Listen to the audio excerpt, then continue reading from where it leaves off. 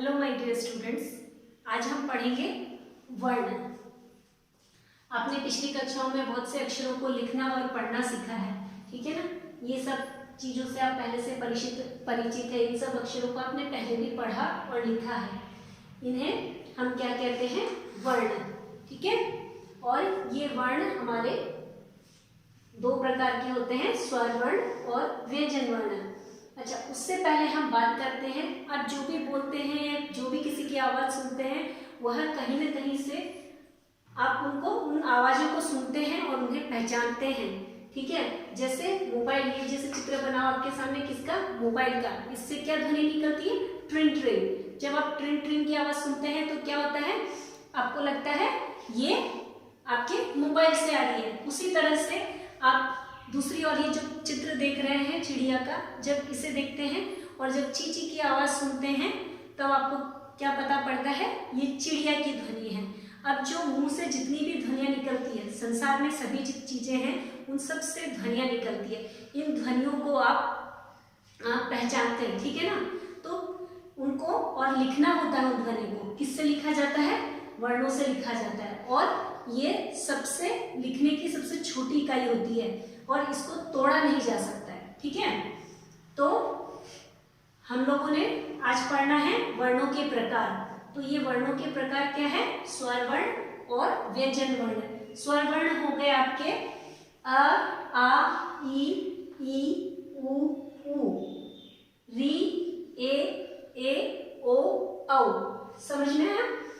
उसी के विपरीत आपके व्यंजन वर्ण हैं, जो कितने हैं? 33। और ये व्यंजन वर्ण कितने हो गए आपके? हम इसका अध्ययन करेंगे।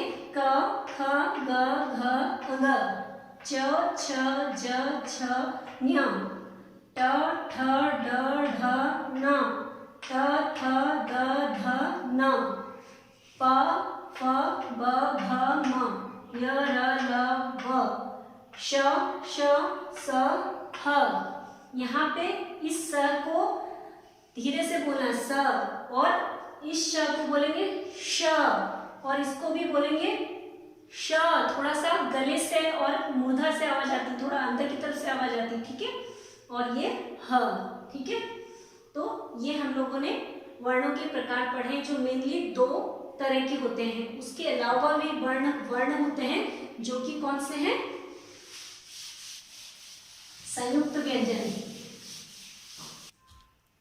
स्वर वर्ण और व्यंजन वर्ण के अतिरिक्त और भी वर्ण होते हैं, जैसे कि संयुक्त व्यंजन। संयुक्त व्यंजन मतलब जब दो से अधिक व्यंजन मिलकर नए व्यंजन बनाते हैं। जैसे कि क और श मिलकर क्या बनाता है?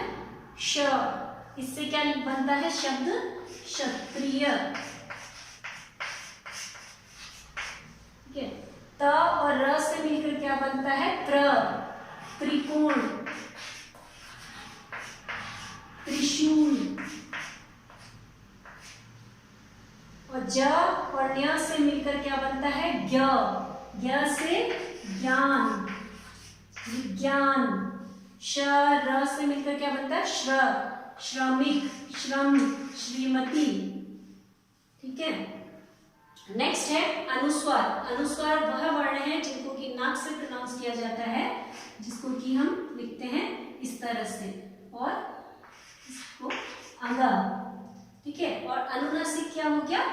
जिनको नाक और गले दोनों को साथ में प्रयोग करके बोले जाते हैं, उसको अनुनासिक बोलते हैं। इसको चंद्र बिंदु लगाकर इसे चंद्र बिंदु कहते हैं, और ये चंद्रमा के जैसे आकार का बनाया जाता है लाइन के ऊपर में, इसको अनुनासिक कहा जाता है। चंद्र बिंदु बोल के भी कहा जाता है, ठीक है। और उसके अलावा और लेटर्स होते हैं अयोगवा। अयोगवा क्या हो गया? अंग और अह, आफ्टर साउंड। इसको क्या बोलते हैं? आफ्टर साउंड, मतलब साउंड के बाद। कौन से साउंड के बाद? जो व्यंजन वर्ण होते हैं आपके क, ख, ग, घ, ङ, उसके बाद में। इससे कोई शब्द शुरू नहीं होते, पर ये शब्द के बाद में प्रयोग होते हैं, ठीक है ना। जैसे आपका ले लीजिए बंदर, तो ब, न, द, उसके बाद मतलब ब के बाद में ये लगता है, ठीक है ना, तो इसीलिए आफ्टर साउंड कहा जाता है अयोग वा। फिर अतिरिक्त व्यंजन और भी होते हैं, जैसे कि अड़ह, इसके ड के ऊपर बिंदी लग, अड़ अड़, स ड क, फिर पढ़ अढ़, तो ये भी ढ के ऊपर में बिंदी लगा दिया जाता है तो अड़ का साउंड आता है, थोड़ा सा र का साउंड आता है। तो ये अतिरिक्त व्यंजन होते हैं, इससे भी कोई शब्द शुरू नहीं होते हैं और आप इनके प्रयोग से कुछ शब्द मतलब इसके शुरुआत में शब्दों का प्रयोग नहीं होता पर बीच में इन शब्दों का प्रयोग होता है, ठीक है। आई थिंक ये चैप्टर क्लियर है, आपको समझ में आया यहाँ तक। एक चीज सिर्फ रह गई है इसमें पढ़ाने को आपके लिए कि आप किस तरह से शब्दों का विच्छेद करेंगे, वो मैं बताती हूँ। एक छोटा सा एग्जाम्पल लेते हैं, जैसे कि आप किससे लिखते हैं, कलम, ठीक है ना, किससे लिखते हैं, कलम। अगर हम इसका विच्छेद करें, इसको टुकड़े करें, तो क में कौन कौन से लेटर हैं, क और प्लस अ है, ठीक है। इसी तरह से ल में क्या है, ल, इसमें ये जो लाइन लगाई है इसको क्या बोलते हैं, हलन। सब लोग मेरे साथ बोलेंगे, हलन। क अ ल अ म अ, क ल म अ, तो ये क्या बन गया, ये मिलकर क्या बन गया, क ल म, कलम। अब मात्रा वाले शब्द का एक एग्जांपल देती हूँ, छोटा सा है ना, शेर। तो शेर को अगर अलग करेंगे तो क्या होगा, श में कौन सी मात्रा है, ए, तो ए स्वर है, ठीक है, ये छोटा ए, तो इसमें हम लोगों ने ये वाला ए लिखा है, प्लस र में क्या है, अ, तो ये आपका हो गया, मिलकर क्या बनाया, शेर। तो समझ में आया सबको, मतलब स्वर वर्ण बिना किसी सहायता से बोले जाते हैं, पर व्यंजन वर्णों को बोलने के लिए स्वरों की आवश्यकता होती है। व्यंजन वर्ण है, ये स्वर है, इसके बिना व्यंजन वर्ण नहीं बोले जा सकते हैं। तो ये आपको चैप्टर समझ में आया। और एक बार छोटा सा, अब हम इस चैप्टर का, कौन सा चैप्टर, वर्ण चैप्टर का एक क्विक रिवीजन करते हैं। क्या पढ़ा, जो भी हमारे मुंह से ध्वनियां निकलती है उसे हम कहते हैं वर्ण, जिनको कि हम लिखने के मतलब उसको लिख के रिप्रेजेंट करते हैं वो कहलाते हैं वर्ण। और जो स्वर वर्ण, और ये वर्ण कितने प्रकार के होते हैं, मेनली दो प्रकार के होते हैं, स्वर वर्ण और व्यंजन वर्ण। स्वर वर्ण 11, व्यंजन वर्ण 33, इन मिलाकर 44 आपके वर्णमाला में वर्ण होते हैं। वर्णमाला क्या हो गई, वर्णमाला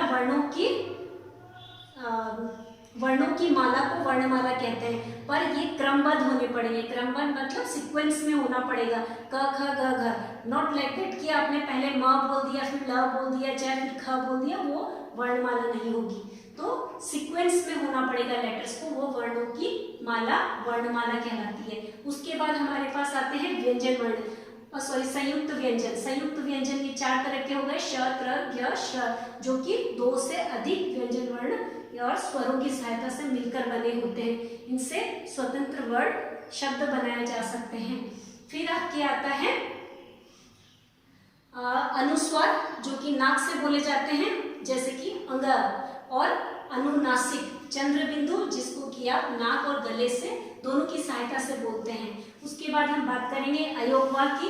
अयोगवा वह शब्द हो गए, इसको इंग्लिश में आफ्टर साउंड बोलते हैं। आफ्टर साउंड मतलब कोई शब्द, कोई वर्ण के बाद इसको बोला जाता है। जैसे कि मैंने आपको एग्जांपल दिया था बंदर, तो ब के बाद में न का प्रोनाउंस होता है न, तो ये एक लेटर के बाद में आता है, इससे इसकी शुरुआत नहीं की जा सकती है। उसी तरह से अतिरिक्त व्यंजन, ये भी एक तरह के व्यंजन है बट अलग से होते हैं, इनको वर्णमाला में काउंट नहीं किया जाता है और इनसे कोई शब्दों की शुरुआत भी नहीं होती है।